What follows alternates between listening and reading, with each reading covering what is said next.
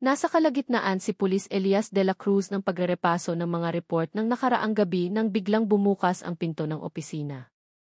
Isang social worker, si Jen Reyes, ang pumasok, kasama ang tatlong paslit na magkakaugnay ang tingin sa isa't isa. Kambal. Hindi pangkaraniwang sitwasyon sa isang presinto. Sir Eli, panimula ni Jen Reyes, may pag-aalinlangan sa tinig. Pasensya na sa istorbo, pero mayroon lang kaming kailangan ng tulong nyo. Tiningnan ni Eli ang mga bata. Siguro mga 2 o 3 taong gulang. 2 lalaki at 1 babae, pare-parehong malungkot ang mga mata. Ang kanilang mga damit ay medyo gusot at ang kanilang mga mukha ay may bakas ng luha. Ano po yan, ma'am? Tanong ni Eli, ibinaba ang kanyang lapis. Ramdam niya ang bigat sa hangin. Ipinaliwanag ni Jen Reyes ang sitwasyon. Ang ina ng mga bata ay nakakulong sa kasong drug possession, isang maling akusasyon, ayon sa ina, ngunit kulang sa ebidensya para patunayan ang kanyang kawalang sala. Walang ibang kamag-anak na kayang mag-alaga sa kanila. Kinakailangan po silang ipaubaya sa SEVE, sir, paliwanag ni Jen Reyes. Pero, kung may pulis na pwedeng mag-alaga sa kanila pansamantala, mas mainam para sa psychological well-being ng mga bata. Biglang tumibok ng malakas ang puso ni Eli. 3 bata. Pansamantala? Kahit alam niyang mahirap ang trabaho niya at abala siya, hindi niya maatim na pabayaan ang mga batang iyon. Ramdam niya ang kurot sa kanyang dibdib, isang pakiramdam ng obligasyon. Nakita niya ang lungkot sa kanilang mga mata, at para siyang nakakita ng sarili niya noon. Ilang taon na po sila, tanong ni Eli, lumapit sa mga bata. Ang isa sa mga batang lalaki ay nagtago sa likod ng kanyang kapatid na babae. 3 taong gulang po, sir. Sina Maya, Leo at Isla, sagot ni Jen Reyes, itinuro ang bawat isa. Lumuhod si Eli para magpantay sa kanila. Hello, mga bata, malambing niyang sabi. Bahagyang humiti si Maya, ang panganay, habang si Leo naman ay sumilip sa likuran ng ate niya. Si Isla, ang bunso, ay nanatiling tahimik, nakakapit sa damit ni Maya. Sa sandaling iyon, alam ni Elias na hindi niya sila kayang tanggihan. Ang pagiging pulis niya ay hindi lang para sa paghuli ng masama, kundi para sa pagprotekta sa mga inosente.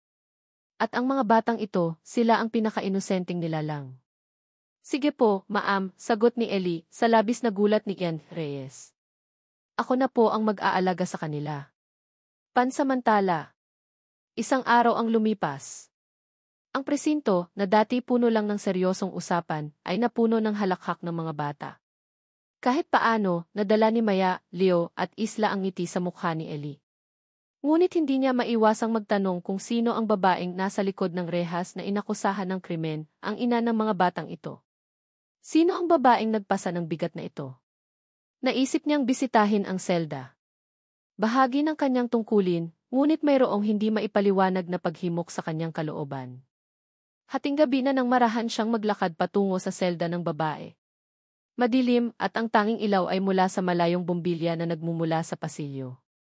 Naririnig niya ang mga hikbi mula sa loob. Hindi ito ang unang beses na nakakita siya ng mga bilanggo, ngunit may ibang pakiramdam ngayon. Mas personal.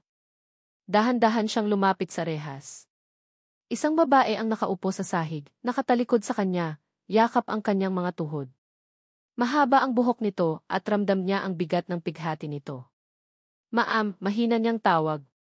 Marahang gumalaw ang babae. Unti-unti itong humarap at sa bawat galaw niya, tila bumibilis ang tibok ng puso ni Elias. Ang ilaw mula sa pasilyo ay dahan-dahang lumilinaw sa kanyang mukha. Sa pagitan ng mga luha, bumungad ang mukha ng babae. Matatalim na mata na puno ng sakit, ilong na pamilyar at labi na ngayoy maputla. Ang kanyang buhok, na dati malusog at makintab, ay ngayoy magulo at walang kintab. Ngunit sa kabila ng lahat, nakita niya ang pamilyar na hugis ng mukha. Parang tumigil ang mundo ni Elias. Parang may pumilay sa kanyang lalamunan. Ang hininga niya ay tila nawala. Gaya, halos pabulong niyang tanong. Isang pangalan na matagal na niyang ibinaon sa limot, isang alaala na masakit isipin. Ang mga mata ng babae, na puno ng pagod at lungkot, ay nanlaki sa gulat. Ang kanyang luha ay patuloy sa pagtulo, ngunit ngayon ay may kasamang pagkabigla. Nakita niya ang pananabik at sakit sa mga mata ni Elias. Walang imik si ligaya. Ang kanyang mga labi ay nagbukas, ngunit walang lumabas na salita. Ang kanyang tingin ay nakapako kay Elias, na para bang nakakita siya ng multo. Ang hangin sa pagitan nila ay tila nagiging pader ng mga nakaraang sugat at hindi nasagot na tanong. Gaya, ikaw ba talaga yan? Muling tanong ni Elias, puno ng pagkabigla at sakit. Ang kanyang puso ay kumikirot sa hindi inaasahang pagtatagpo. Nanatiling tikom ang bibig ni Ligaya. Ang kanyang mga mata lamang ang nagsasalita, puno ng halo-halong gulat, sakit at pagtanggi. Ang mga rehas sa pagitan nila ay tila nagiging pader na humaharang sa anumang pagkakataong magkalapit.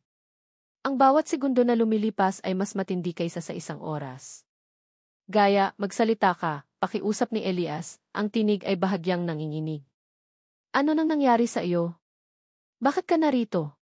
Bakit ka nawala ng bigla na lang? Sa wakas, umiling si Ligaya. Isang luha ang dumausdos sa kanyang pisngi.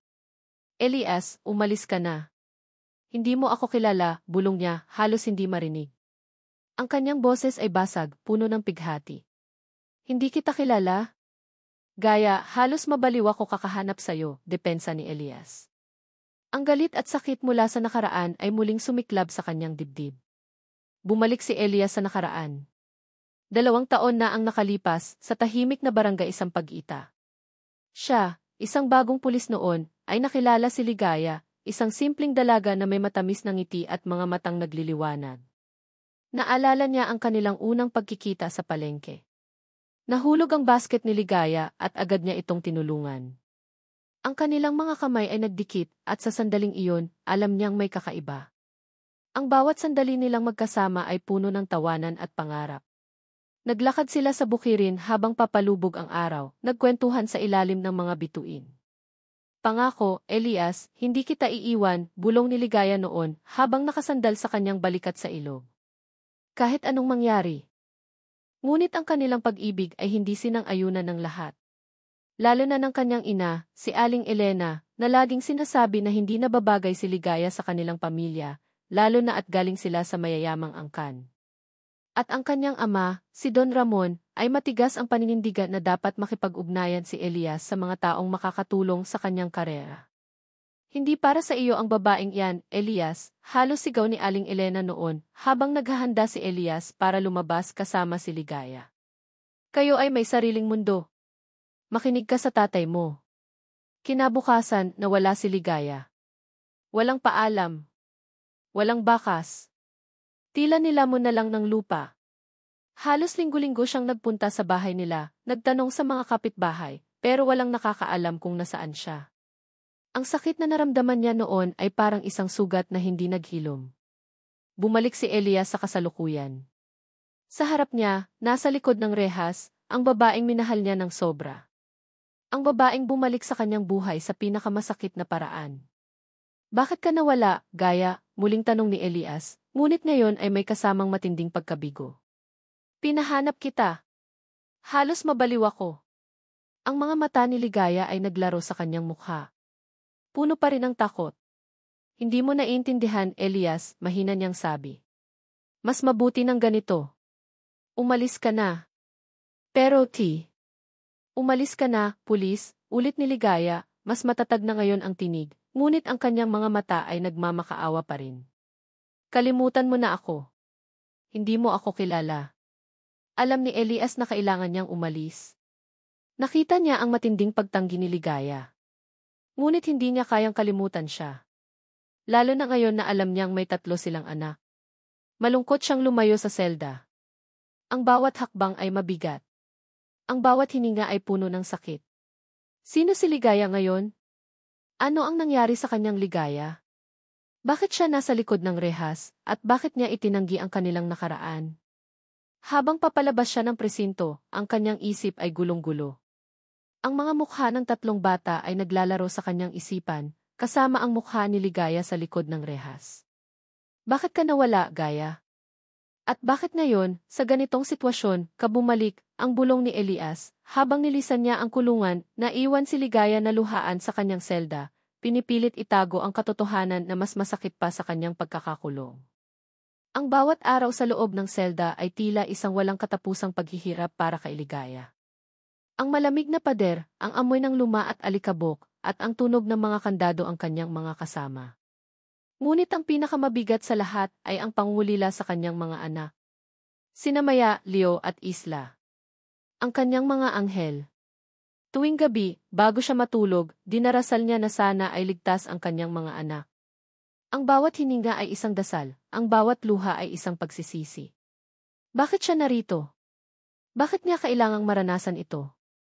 At higit sa lahat, bakit kailangan itong maranasan ng kanyang mga anak? Ang balita na si Elias ang umampon sa kanyang mga anak ay parang isang suntok sa kanyang dibdib.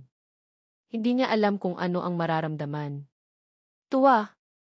Dahil alam niyang nasa mabuting kamay ang mga bata. O sakit. Dahil ang lalaking minahal niya ay ngayon ang nag-aalaga sa bunga ng kanilang pag-ibig habang siya ay nakakulong. Ang takot na baka tuluyan ng kunin sa kanya ang mga bata ay bumabalot sa kanyang buong pagkatao. Paano niya ipaglalaban ang mga anak niya kung pati ang sarili niya ay hindi niya mailigtas? Isang hapon, habang naglalakad siya sa kulungan, tinawag siya ng gwardiya. May bisita ka, Gaya. Naglakad siya patungo sa visitation area, ang puso ay kumakabog. Siguro ang abogado niya. Ngunit nang makita niya ang mga mukha, halos lumukso ang kanyang puso. Sina Maya, Leo at Isla. At kasama nila si Elias. Nakita niya ang mga ngiti sa mukha ng kanyang mga anak, ang kanilang mga mata na nagliliwanag. Nais niyang yakapin sila ng mahigpit, ngunit ang rehas sa pagitan nila ay isang malaking hadlang. Mama, sigaw ni Leo at agad na tumakbo palapit. Ngunit pinigilan siya ni Elias. Gaya, sabi ni Elias, ang kanyang tinig ay malambing, ngunit may bakas ng sakit. Dinala ko sila para makita ka. Hindi niya alam kung ano ang sasabihin. Ang kanyang mga mata ay puno ng luha. Salamat, Elias, mahina niyang sabi. Sa loob ng ilang minuto, naglaro ang mga bata sa harap niya. Kahit sa maikling sandali, naramdaman niya ang init ng pagmamahal. Ang kanyang mga anak ang kanyang lakas. Sila ang dahilan kung bakit niya kailangang lumaban. Ngunit ang oras ay mabilis lumipas. Kailangan na po naming umalis, Ma'am, sabi ni Jen Reyes, nakasama rin ni Elias. Mama, babalik ka ba? Tanong ni Maya, ang kanyang mga mata ay puno ng pag-asa. Babalik si Mama, anak, sagot ni Ligaya, kahit pa ang kanyang puso ay dinuduro. Pangako. Nang gabing iyon, hindi siya makatulog. Ang mga mukha ng kanyang mga anak ay naglalaro sa kanyang isipan. At kasama rin ang mukha ni Elias. Naalala niya ang kanilang nakaraan. Ang kanilang pag-ibigan sa ilalim ng buwan, ang mga pangako nila sa isa't isa. Ang matamis na halik ni Elias, ang kanyang mga yakap na nagpaparamdam sa kanya ng kaligtasan. Hindi ko kayang iwan ka, Elias. Ngunit kinailangan niyang gawin iyon. Para sa kanya. Para sa kanilang lahat. Isang malaking lihim ang nagtulak sa kanya na lumayo. Isang lihim na hindi niya kayang ibahagi. Bigla siyang nagising sa kanyang panaginip, ang kanyang puso ay kumakabog. Ang malamig na rehas ang kanyang naramdaman. Hindi ang mainit na yakap ni Elias. Hindi ang malambing na tinig ng kanyang mga anak. Naramdaman niya ang matinding sakit. Ang kanyang mga luha ay patuloy sa pagtulo. Paano niya ipaglalaban ang mga anak ko, kung pati ang paghinga ko ay nakakulong? Ang tanong na ito ay paulit-ulit na bumubulong sa kanyang isipan, habang yakap ang isang larawan ng kanyang mga anak na ibinigay ni Elias. Ang larawan na iyon ang tanging pag-asa niya sa gitna ng kadiliman. Pag-uwi ni Elias mula sa presinto, bit-bit ang pagod at ang bigat ng mga nakaraang araw, sinalubong siya ng tahimik na tensyon sa bahay ng mga De La Cruz. Ang mga bata ay nasa kanilang kwarto, nagpapahinga, ngunit ang presensya ng kanyang ama, si Don Ramon, ay sapat na para magpabigat sa hangin.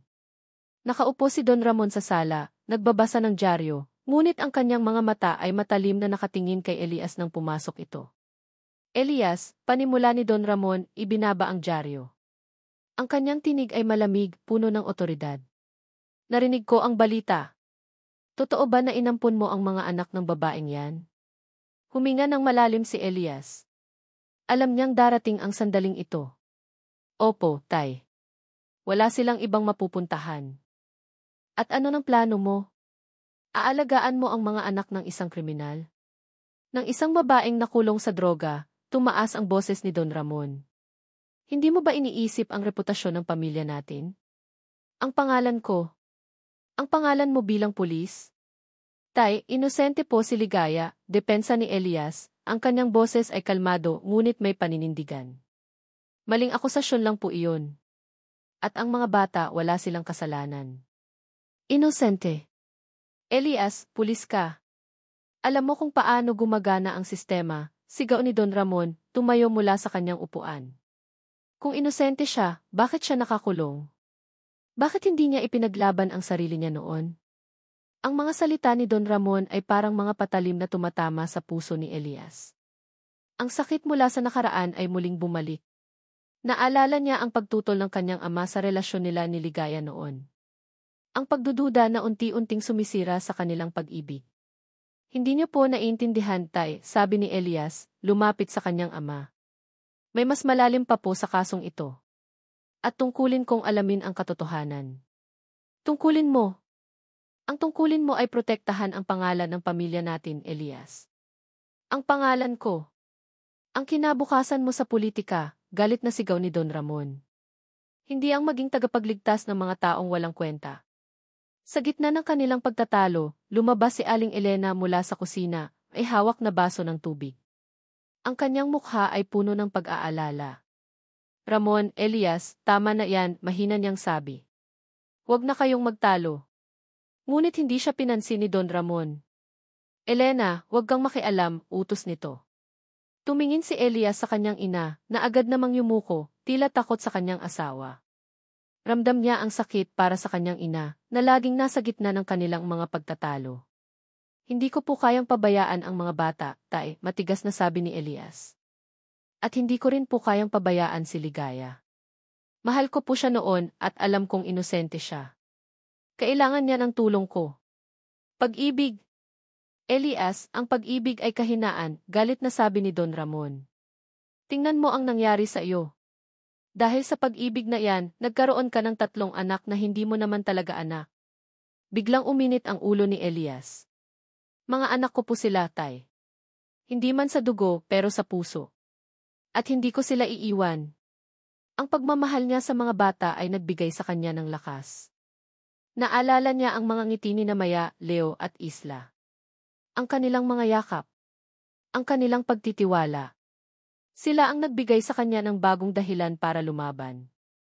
Kinabukasan, sa kabila ng pagtutol ng kanyang ama, sinimulan ni Elias ang mga unang hakbang para sa kaso ni Ligaya. Nakipag-ugnayan siya sa isang abogado na pinagkakatiwalaan niya, si Atty. Cruz, at humingi ng tulong sa kanyang mga kasamahan sa presinto upang muling suriin ang kaso. Atty. Cruz, kailangan po nating buksan muli ang kaso ni Ligaya Reyes, sabi ni Elias sa abogado, habang nakaupo sila sa isang coffee shop. May pakiramdam po ako na mayroong mali sa kasong ito.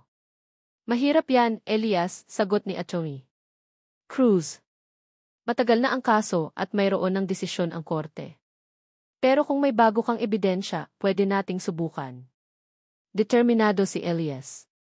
Alam niyang hindi ito magiging madali. Ngunit para sa mga bata at para kay Ligaya, handa siyang gawin ang lahat. Hindi ako susuko, Tay. Aalagaan ko ang mga bata at ipaglalaban ko si Ligaya, kahit ano pa ang mangyari, ang matigas na sabi ni Elias sa kanyang sarili, habang minamaneho niya ang kanyang sasakyan papalayo sa bahay ng kanyang ama. Ang mga salita ni Don Ramon ay umalinggaw sa kanyang isipan, ngunit ang kanyang determinasyon ay mas matindi. Alam niyang ang laban na ito ay hindi lang para sa katarungan, kundi para sa kanyang pamilya. Hindi naging madali ang pagbubukas muli ng kaso ni Ligaya. Sa bawat tanggapan na puntahan ni Elias, tila mayroong hindi nakikitang pader na humaharang sa kanya. Ang mga ngiti ng mga clerk ay pilit, ang mga sagot ay paiba-iba, at ang mga dokumento ay sadyang pinapatagal. Nagsimula siyang makaramdam ng pagdududa, mayroon bang pumipigil sa kanya, o sadyang ganoon lang kabagal ang sistema? Sir Eli, mahirap pong kalabanin ang sistema, sabi ng isang matandang clerk sa City Hall nang subukan niyang humingi ng kopya ng mga lumang court records. Lalo na kung sarado na ang kaso. Ngunit hindi sumuko si Elias. Bilang isang pulis, alam niya ang halaga ng bawat detalye. Naglakbay siya pabalik sa probinsya kung saan sila lumaki ni Ligaya. Nagtanong sa mga lumang kapitbahay, sa mga dating kakilala, at lalo na sa mga dating katrabaho ni Ligaya sa factory kung saan siya nagtatrabaho bago siya makulong. Ang factory na iyon ay dati nang nasa balita dahil sa mga issue sa paggawa at mga akusasyon ng iligal na gawain. Naisip ni Elias na baka may koneksyon ito sa kaso ni Ligaya. Narinig ko po na si Ligaya Reyes ay nagtrabaho rito dati, panimula ni Elias sa isang matandang babae na nagtitinda sa labas ng factory. Kilala niyo po ba siya? Nagulat ang babae. Lumayo siya ng bahagya, tila takot. Matagal na yan, sir. Wala na kaming alam. Ganoon din ang naging tugon ng iba. Ang bawat tanong ni Elias ay sinasalubong ng takot at katahimikan. Para silang mga robot na sumusunod sa isang utos. Mayroon silang alam, ngunit hindi nila ito kayang sabihin. Ang katahimikan ay mas nakakabahala kaysa sa anumang pagsisinungaling. Habang naglalakad siya sa labas ng factory, nakita niya ang isang dating kasamahan ni Ligaya, si Aling Norma. Nakaupo ito sa isang bangko, mukhang malalim ang iniisip. Lumapit si Elias. Aling Norma, ako po si Elias de la Cruz. Kaibigan po ako ni Ligaya. Napaigtad si Aling Norma. Ligaya? Nako, bata, huwag mo nang itanong yan. Mas mabuti nang hindi mo alam. Pero Aling Norma, nakakulong po siya sa isang kasong hindi niya ginawa, pakiusap ni Elias. At may mga anak po siya. Kailangan niya ng tulong niyo. Tumingin si Aling Norma sa paligid, tila natatakot na may makarinig. May nakita si Ligaya, Elias. Isang bagay na hindi niya dapat nakita. Kaya siya nabilanggo. Ang kanyang boses ay halos pabulong. Ano po iyon, Aling Norma? Tanong ni Elias. Ang kanyang puso ay kumabog ng mas mabilis. Umiling si Aling Norma. Hindi ko pwedeng sabihin. May nagbabanta sa amin. Sa mga taong gustong magsalita. Ngunit bago pa makahirit si Elias, may biglang dumating na security guard ng factory at matalim na tiningnan si Aling Norma. Agad na tumayo si Aling Norma at nagpaalam ng mabilis, iniwan si Elias na puno ng mga tanong. Umalis si Elias sa probinsya na mas marami pang katanungan kaysa sagot. Ang kanyang pagdududa ay unti-unting nagiging hinala. Mayroon talagang nagtatago sa likod ng kasong ito. At ang takot sa mga mata ng mga tao ay patunay na malaki ang kanilang kalaban. Nang gabing iyon, habang nag-aayos siya ng mga gamit sa kanyang opisina, tumunog ang kanyang cellphone. Isang unknown number. Nag-alinlangan siya, ngunit sinagot niya pa rin. Hello? Bantayan mo ang bawat galaw mo, pulis. Ang boses sa kabilang linya ay malamig, tinig ng isang lalaki na hindi niya kilala. Walang emosyon. May mga bagay na mas mabuting manatiling nakabaon. Para sa kaligtasan mo at ng mga batang iyan. Biglang bumilis ang tibok ng puso ni Elias. Tiningnan niya ang pintuan ng kwarto ng mga bata. Si Maya, Leo at Isla. Sino ka? Galit niyang tanong. Ngunit ang tawag ay agad na naputol. Ang katahimikan sa kabilang linya ay mas nakakatakot kaysa sa anumang banta. Ang kanyang mga kamay ay nanginginig. Hindi lang pala si Ligaya ang nasa panganib. Pati na rin ang kanyang sarili at lalo na ang mga bata. Ang banta sa telepono ay patuloy na umalinggaw sa isipan ni Elias. Para sa kaligtasan mo at ng mga batang iyan. Sino ang nagbabanta? At bakit niya binanggit ang mga bata? Ang tanging taong may sapat na kapangyarihan at motibo para gawin ito ay ang kanyang ama, si Don Ramon. Ngunit paano? At bakit? Kinabukasan, habang nag-aayos siya ng mga lumang kaso sa presinto, may nakita si Elias na isang lumang file. Ito ay tungkol sa isang malaking drug bust operation 2 taon na ang nakalipas, sa parehong panahon nang mawala si Ligaya at makulong. Ang kaso ay mabilis na naisara, at ang mga ebidensya ay tila hindi kumpleto. Ngunit ang nakakuha ng kanyang atensyon ay ang pangalan ng isang testigo na biglang umatras sa kaso, isang dating empleyado ng factory kung saan nagtrabaho si Ligaya. At ang pangalan ng abogado ng kabilang panig ay may koneksyon sa isa sa mga kumpanya ni Don Ramon. Parang may bumagsak na malaking bato sa dibdib ni Elias. Hindi ito basta koinsidensya. Ang lahat ng piraso ay unti-unting nagkakaugnay. Ang takot ng mga tao sa probinsya, ang mabilis na pagkakakulong ni Ligaya, at ngayon, ang koneksyon ng kanyang ama sa kaso. Hating gabi na nang umuwi si Elias. Ang bahay ay tahimik, ngunit ang kanyang isip ay magulo. Kailangan niyang harapin ang kanyang ama. Kailangan niyang malaman ang katotohanan. Kinabukasan, sa hapagkainan, ang tensyon ay bumalot sa buong bahay. Si Don Ramon ay nakaupo sa dulo, nagbabasa ng dyaryo. Si Aling Elena ay tahimik na naghahanda ng kape. Si Elias naman ay sumusubok na kumain, ngunit ang kanyang isip ay abala sa pagbuo ng mga tanong. Tay, panimula ni Elias, sinubukan niyang maging kalmado. May nakita po akong lumang kaso sa presinto. Tungkol sa drug bust operation 2 taon na ang nakalipas. Bahagyang bumaba ang dyaryo ni Don Ramon. Ang kanyang mga mata ay matalim na tumingin kay Elias. At ano naman ang kinalaman niyan sa iyo? May koneksyon po ang kasong iyon sa factory kung saan nagtrabaho si Ligaya. Patuloy ni Elias, pinagmamasdan ang reaksyon ng kanyang ama.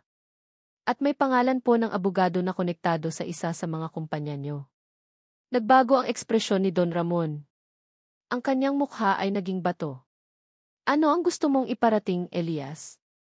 Tay, may kinalaman po ba kayo sa pagkakakulong ni Ligaya? Diretsong tanong ni Elias, ang kanyang boses ay puno ng galit at pagkabigo. Hindi na niya kayang magkunwari. Biglang ibinagsak ni Don Ramon ang dyaryo sa mesa. Gumawa ito ng malakas na ingay na nagpagulat kay Aling Elena. Nasisiraan ka na ba ng ulo, Elias? Sigaw ni Don Ramon, tumayo mula sa kanyang upuan. Inaakusahan mo ako. Ang sarili mong ama? Ang inosenteng tao po ang nakakulong, tay. At may mga bata po na nagdurusa, depensa ni Elias, tumayo rin. Kung may kinalaman po kayo, kailangan kong malaman ang katotohanan. Wala kang alam, Elias, galit na sabi ni Don Ramon. Huwag kang makialam sa mga bagay na hindi mo naiintindihan. Ang babaeng yan, siya ang sumira sa buhay mo. Siya ang nagdala ng kahihiyan sa pamilya natin. Hindi po totoo yan, sigaw ni Elias. Siya po ang biktima. At kung kayo po ang may gawa nito, hindi ko po kayo palalampasin.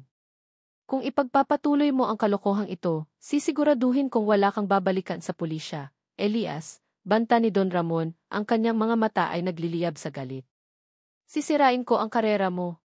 Sisirain ko ang lahat ng pinaghirapan mo. Hindi niyo po ako matatakot, tay, sagot ni Elias, ang kanyang puso ay kumikirot sa sakit.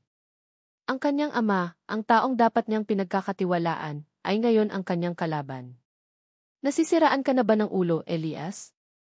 Gusto mo bang sirain ang pamilya natin para sa isang babae? Ang sigaw ni Don Ramon, habang buong galit na tumalikod kay Elias, naiwan ang huli na gulat at may matinding galit. Ang mga salita ng kanyang ama ay umalinggaw sa buong bahay, nag-iiwan ng matinding sakit sa puso ni Elias. Ang bawat pagbisita ni Elias ay parang sinag ng araw na tumatago sa madilim na selda ni Ligaya. Matapos ang huling pagkikita nila, kung saan ipinahayag ni Elias ang kanyang determinasyon na tulungan siya, unti-unting lumakas ang loob ni Ligaya. Nakita niya ang pagbabago sa mga mata ni Elias, hindi na ito puno ng pagkalito at sakit, kundi ng pag-asa at paninindigan. Ang kanyang paghingi ng tawad sa pagdududa noon ay parang balsam sa matagal ng sugat sa puso ni Ligaya. Gaya, alam kong inosente ka, sabi ni Elias sa kanya sa huling pagbisita. At gagawin ko ang lahat para mapatunayan yan. Sabihin mo lang sa akin ang lahat ng alam mo. Nais niyang sabihin sa kanya ang lahat. Ang bawat detalye ng kanyang paghihirap, ang bawat takot na bumabalot sa kanya. Ngunit ang pag-aalangan ay bumabalik. Ang takot. Ang takot kay Don Ramon. Ang takot sa kanyang kapangyarihan. Naalala niya ang araw na iyon, 2 taon na ang nakalipas. Ang araw na nagbago sa kanyang buhay. Nagtatrabaho siya sa factory noon, isang ordinaryong araw. Ngunit may nakita siyang kakaiba. Isang malaking transaksyon na hindi pangkaraniwan. Mga kahon na may lamang kakaibang pulbos, at mga taong hindi niya kilala, nakikipag-usap sa manager ng factory. Hindi niya pinansin sa una, ngunit nang makita niya ang mukha ni Don Ramon Santiago, ang ama ni Elias, sa gitna ng mga taong iyon, biglang bumilis ang tibok ng kanyang puso. Kinabukasan, habang papauwi siya, may sumalubong sa kanya. 2 lalaki, malalaki ang katawan, at ang kanilang mga mata ay walang emosyon. Ligaya Reyes, tanong ng isa. Nanginginig siya. Opo. May mensahe si Don Ramon Santiago para sa iyo, sabi ng isa pa, ang kanyang tinig ay malamig. Kalimutan mo ang nakita mo. Kalimutan mo ang lahat. Kung hindi, hindi lang ikaw ang magdurusa. Ang buong pamilya mo. Ang banta ay malinaw. Ang kanyang mga magulang, ang kanyang mga kapatid. Ang kanyang kinabukasan. At higit sa lahat, ang kanyang pag-ibig kay Elias. Alam niyang kung magsalita siya, malalagay sa panganib si Elias. Kaya tumakbo siya. Lumayo siya. Iniwan niya ang lahat. Ang kanyang pamilya, ang kanyang trabaho, at ang lalaking minahal niya ng sobra. Masakit, ngunit alam niyang ito ang tanging paraan para maprotektahan sila. Ngunit ang pagtakas niya ay hindi sapat. Mayroon pa ring paraan para saktan siya. At iyon ang pagkakakulong niya. Isang maling kaso, gawa-gawa, para tuluyan siyang patahimikin. Bumalik si Ligaya sa kasalukuyan. Nakatingin siya kay Elias, ang kanyang mga mata ay puno ng luha. Ang kanyang mga anak. Sila ang nagbigay sa kanya ng lakas. Hindi niya kayang manahimik pa. Hindi na niya kayang itago ang katotohanan. Para sa kanyang mga anak at para kay Elias, kailangan niyang lumaban. Elias, panimula ni Ligaya, ang kanyang boses ay nanginginig ngunit may determinasyon. Hindi ko kayang manahimik pa. Kailangan malaman mo ang buong katotohanan. Lumapit si Elias sa rehas, ang kanyang mga mata ay puno ng pag-asa. Sabihin mo, Gaya. Makikinig ako. Huminga ng malalim si Ligaya, pinipilit na patatagin ang kanyang sarili.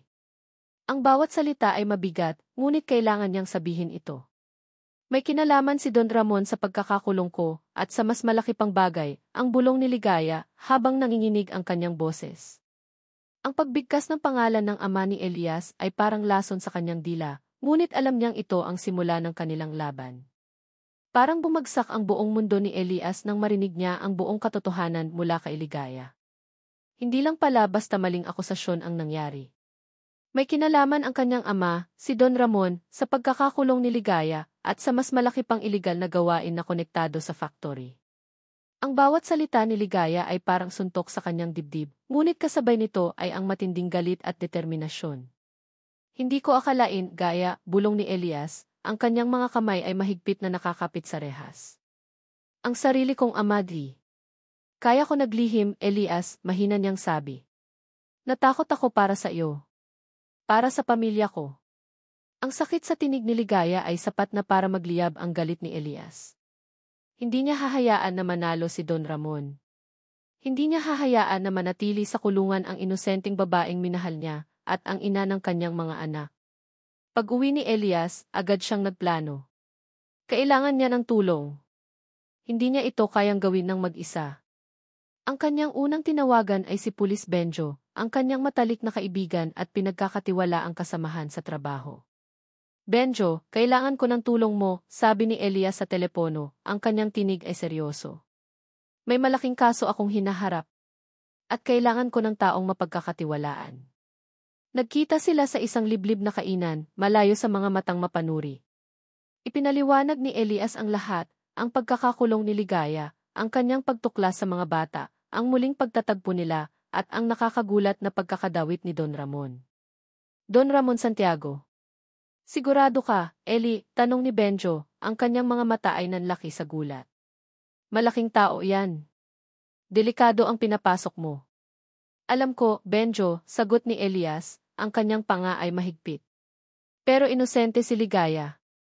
At ang tatlong bata, sila ang dahilan kung bakit hindi ako susuko. Kailangan ko ng ebidensya. Mga matibay na ebidensya laban kay Don Ramon. Nag-isip si Benjo. Alam niyang mapanganib ang misyon na ito, ngunit kilala niya si Elias. Alam niyang hindi ito susuko. CJ, Eli. Sasamahan kita. Pero kailangan nating maging maingat. Isang maling galaw at lahat tayo ay mapapahamak. Kasama si Benjo, sinimulan ni Elias ang isang lihim na operasyon. Ang kanilang target, ang mga bank account at hidden files ni Don Ramon. Alam nilang mayroon itong mga kumpanya at transaksyon na ginagamit para sa mga iligal na gawain. Kailangan nating makakuha ng access sa kanyang opisina, sabi ni Elias kay Benjo, habang pinag-aaralan nila ang blueprint ng opisina ni Don Ramon. Doon nakatago ang lahat ng ebidensya. Isang gabi, habang tulog na ang lahat, pumasok sina Elias at Benjo sa opisina ni Don Ramon.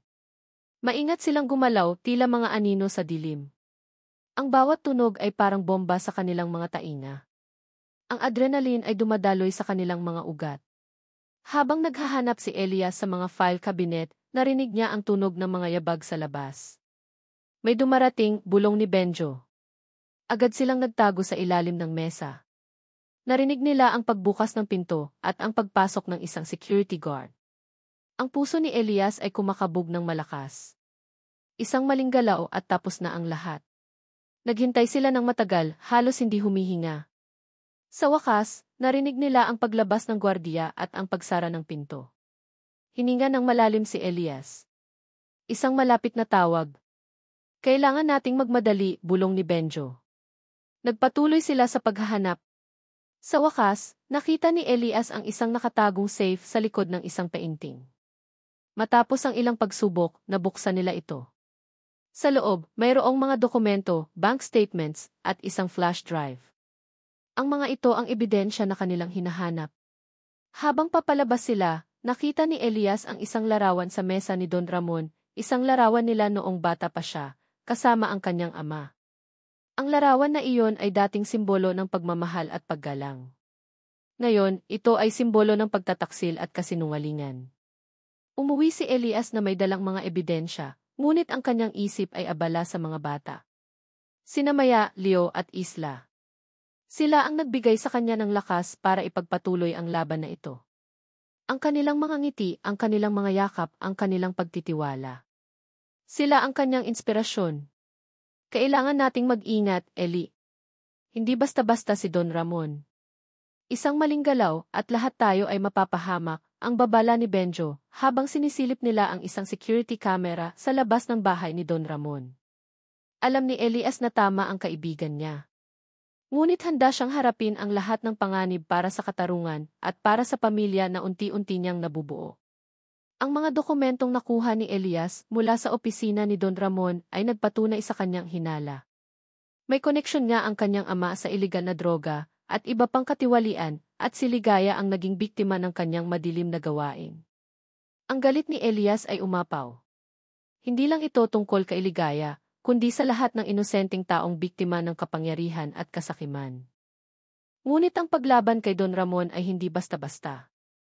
Isang gabi, habang naghahanda si Elias ng hapunan para sa mga bata, tumunog ang kanyang cellphone. Isang mensahe mula sa hindi kilalang numero. Isang larawan. Ang larawan ay kuha sa labas ng eskwelahan ni Maya, Leo at Isla.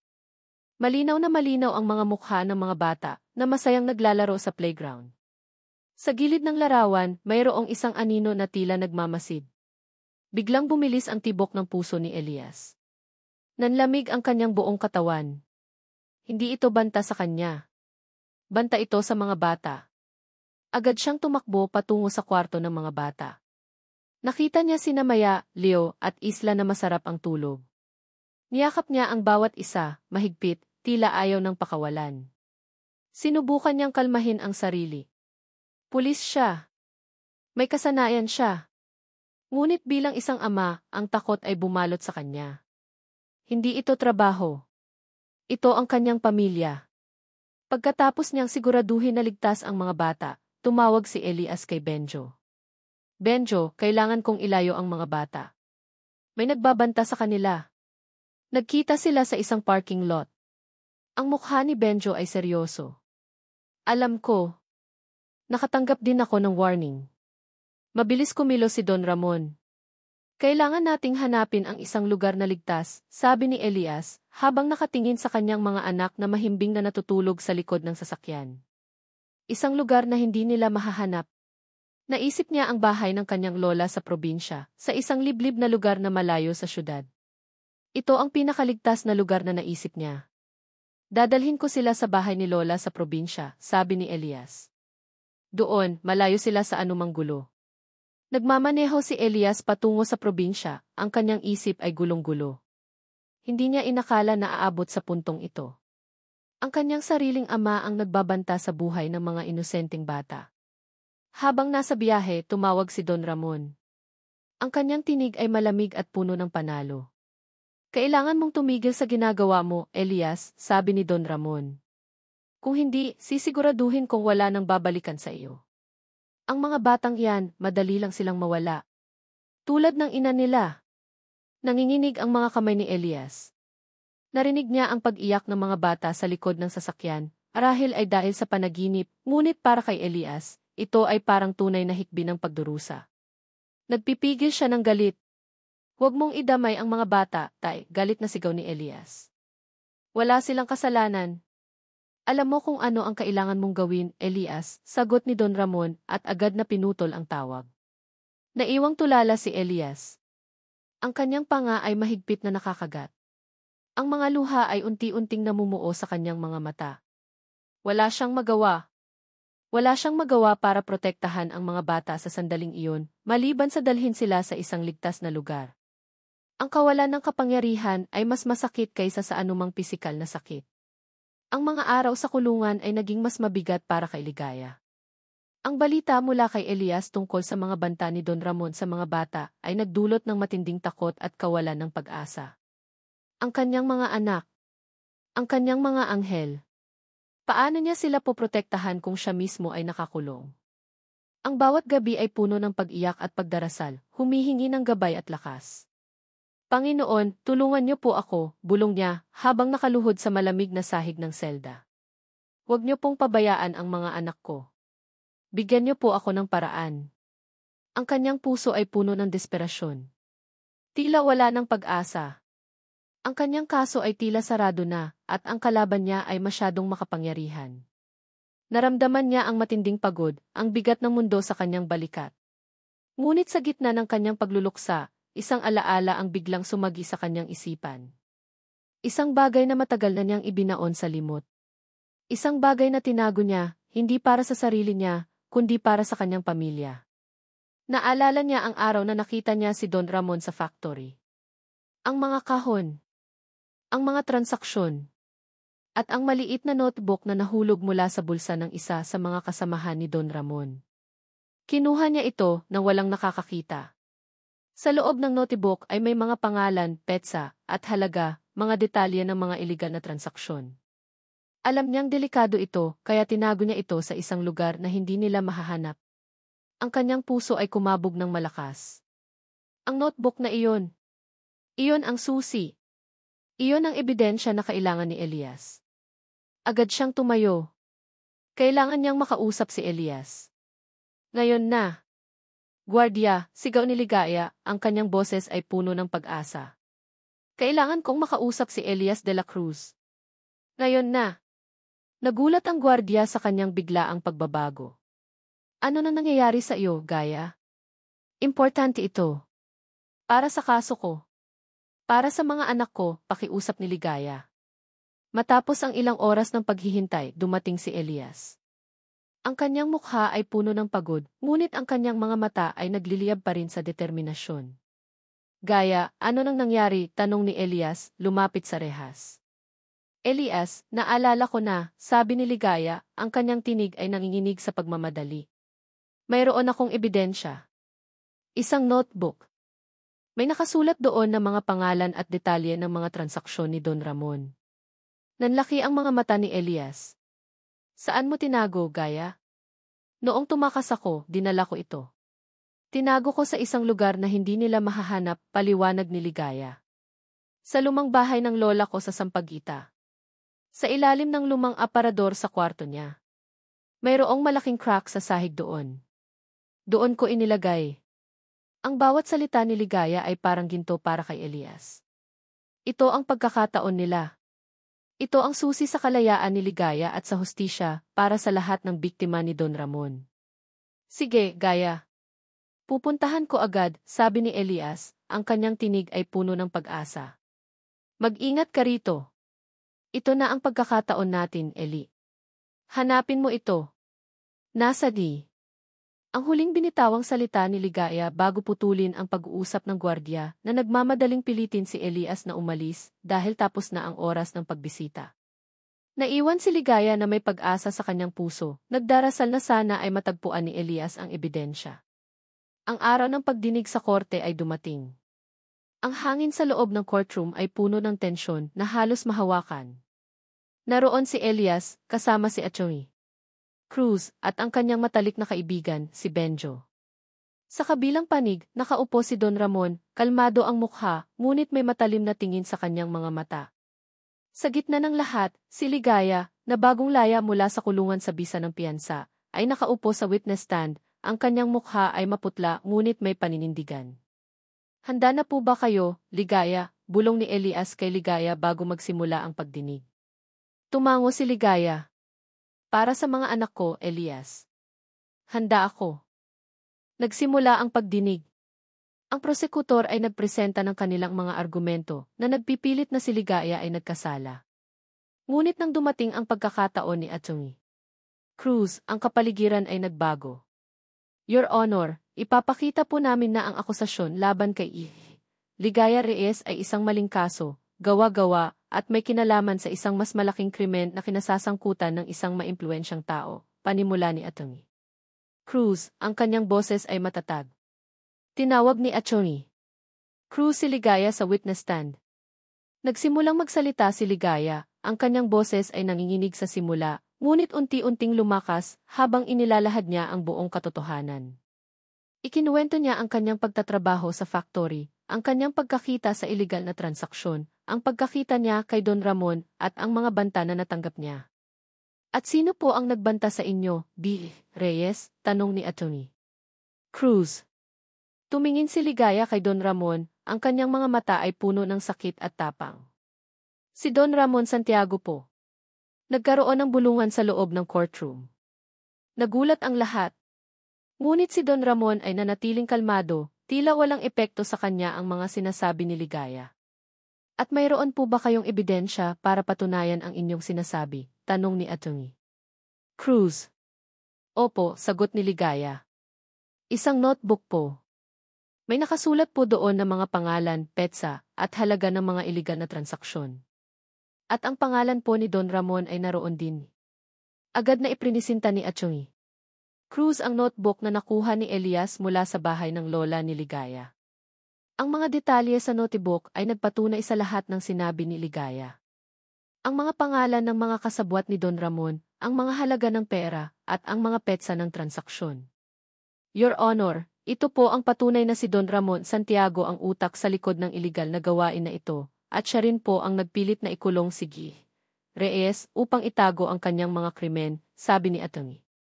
Cruz, habang ipinapakita ang notebook sa hukom. Biglang tumayo si Don Ramon. Mga kasinungalingan. Gawa-gawa lang yan. Hindi totoo ang lahat ng sinasabi ng babaeng yan, sigaw ni Don Ramon, ang kanyang mukha ay namumula sa galit. Don Ramon, pakiusap, manatili po kayong kalmado, sabi ng hukom. Ngunit hindi na napigilan si Don Ramon. Elias, ito ba ang gusto mo? Ang sirain ang pamilya natin? Ang sirain ang pangalan ko? Tumingin si Elias sa kanyang ama. Ang kanyang puso ay kumikirot. Ito ang taong nagpalaki sa kanya, ang taong minsan niyang hinangaan. Ngayon, siya ang kalaban. Tay, ito po ang katotohanan, sabi ni Elias, ang kanyang boses ay matatag. Hindi ko po kayang ipikit ang mata ko sa kasinungalingan at katiwalian. At lalo na po sa pagdurusa ng mga inosente. Ang pagdinig ay nagpatuloy.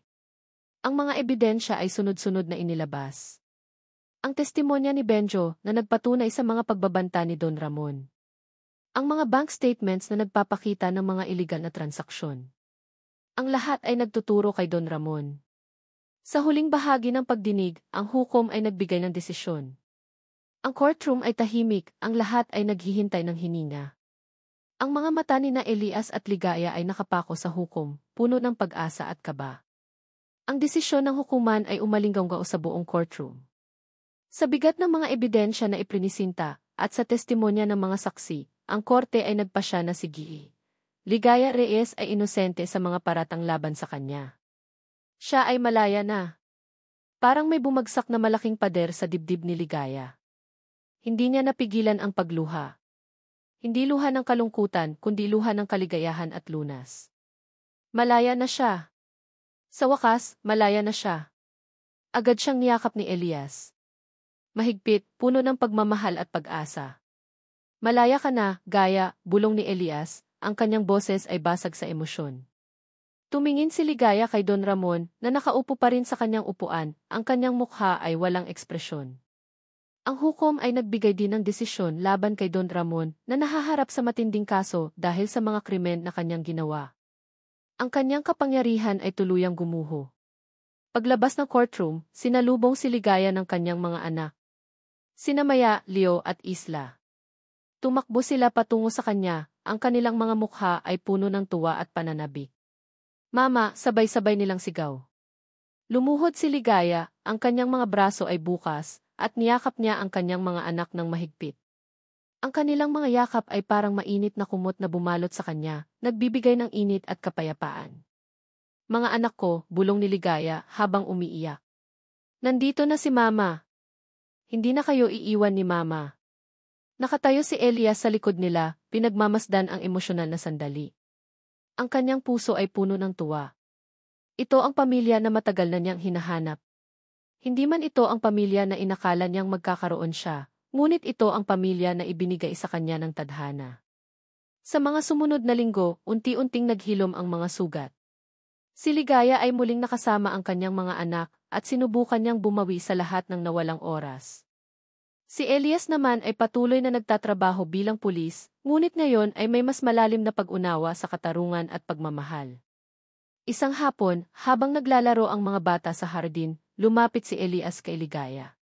Nakaupo sila sa swing, pinagmamasdan ang mga bata. Kumusta ka, Gaya? Tanong ni Elias. Masaya, Elias, sagot ni Ligaya, ang kanyang mga mata ay nagliliwanag. Salamat sa iyo. Dahil sa iyo, nakabalik ako sa mga anak ko.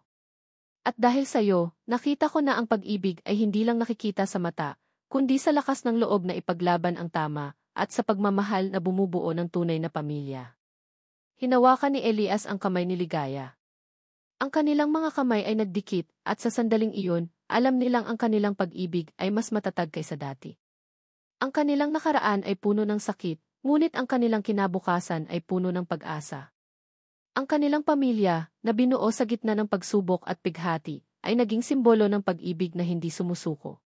Si Don Ramon, sa kabilang banda, ay nahaharap sa kanyang sariling laban sa batas, at sa huli, natutunan niya ang halaga ng katotohanan at pamilya sa pinakamahirap na paraan. Sa paglipas ng panahon, ang bahay ni na Elias at Ligaya ay napuno ng tawanan at pagmamahalan. Ang mga bata ay lumaki na may dalawang magulang na nagmamahalan at nagtutulungan. At sa bawat araw, pinatunayan ni na Elias at Ligaya na ang tunay na pag-ibig ay hindi lamang tungkol sa romansa, kundi sa pagkakaisa, pagtanggap sa pamilya, at paglaban para sa katarungan, kahit gaano kahirap ang pagsubok.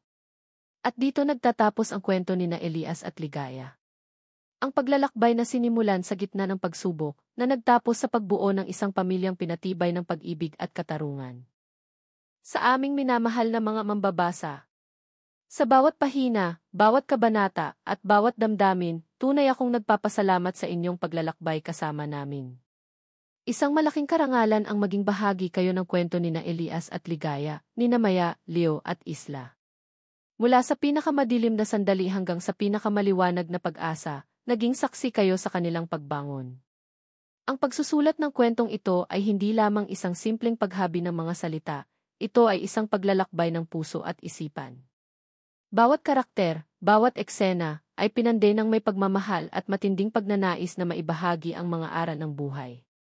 Naway nadama ninyo ang bawat kurot ng sakit, ang bawat kislap ng pag-asa, at ang init ng pagmamahal na bumalot sa bawat pahina. Naway ang kambal at ang pulis ay nag-iwan ng malalim na mensahe sa inyong puso. Isang paalala na ang pag-ibig ay kayang lagpasan ang anumang pagsubok, gaano man ito kahirap. Na ang pamilya ay hindi lamang sa dugo na bubuo, kundi sa pagmamahal, pag-unawa at pagtanggap. At na sa bawat dilim, laging mayroong pag-asa, basta't handa tayong lumaban para sa katarungan at panindigan ang tama. Ang pagpapatawad, lalo na sa sarili, ay isang daan patungo sa tunay na kapayapaan. Muli, maraming salamat sa inyong pagsuporta at pagmamahal. Sana ay manatili ang kwentong ito sa inyong mga alaala, na nagbibigay inspirasyon at init sa inyong mga puso. Kung mayroon kayong nais ibahagi tungkol sa inyong karanasan sa kwentong ito, huwag mag-atubiling makipag-ugnayan. Hanggang sa muling pagkikita. lubos na gumagalang. Ang inyong may akda.